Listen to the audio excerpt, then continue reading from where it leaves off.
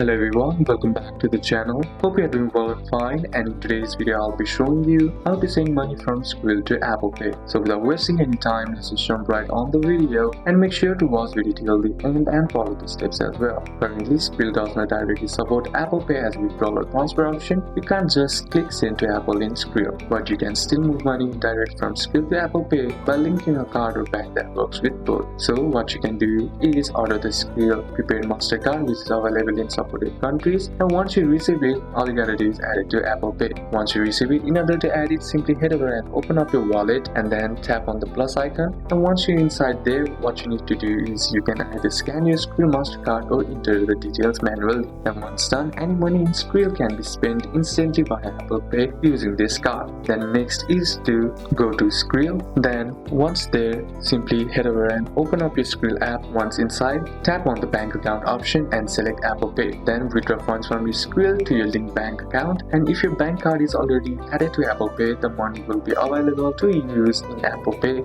once it reaches your bank. So these are a couple of steps that you can apply, and that's it for today's video guys. Hope this video was useful to you. Leave a like if it did, comment down any questions that you have, and see you soon on the next one.